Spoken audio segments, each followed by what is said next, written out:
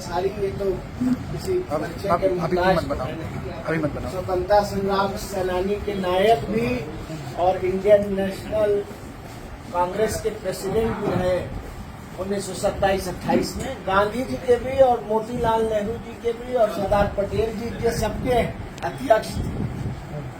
आप ब्रिगेडियर उस्मान जब भी इस देश में वीरता का जिक्र होगा और देश के लिए कुर्बानी देने का जिक्र होगा तो याद किया जाएगा ब्रिगेडियर उस्मान सिंह, प्रथम महावीर चक्र विजेता इस देश को।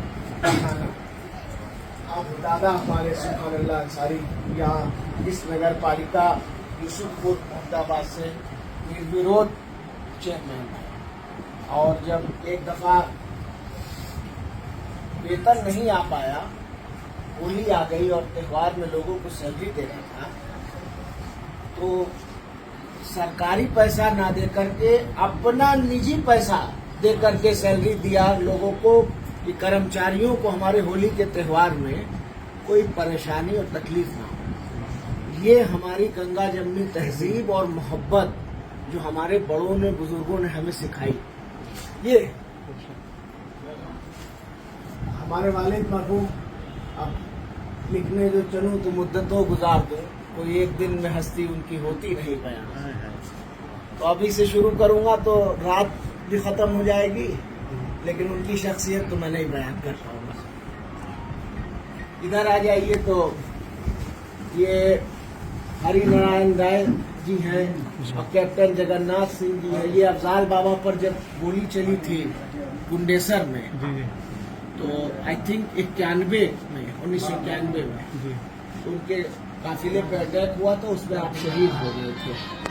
और वो अफजाल बाबा के मित्र भी और उनके प्रतिनिधि भी रहे शिव कुमार राय जी। उनके ऊपर हमारे पूर्वज दादा लगेंगे, हमारे पिता के चाचा हामिद अंसारी साहब जो उपराष्ट्रपति रहे, उनके बगल में है उमर अंसारी साहब, वो भी हमारे घर के बुजुर्ग थे, बड़े थे और दादा से पहले वो चेयरमैन हुआ करते थे इस नगर पालिका।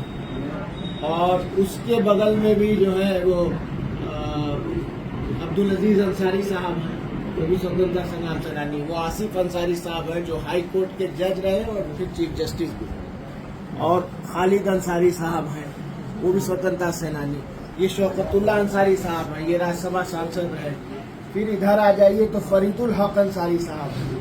फरीदुल हक अंसारी साहब भी प्रजा सोशलिस्ट पार्टी के फाउंडर और नेहरू जी के साथ बार एट लॉ की डिग्री साथ लेकर।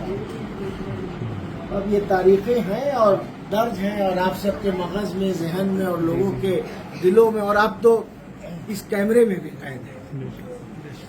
तो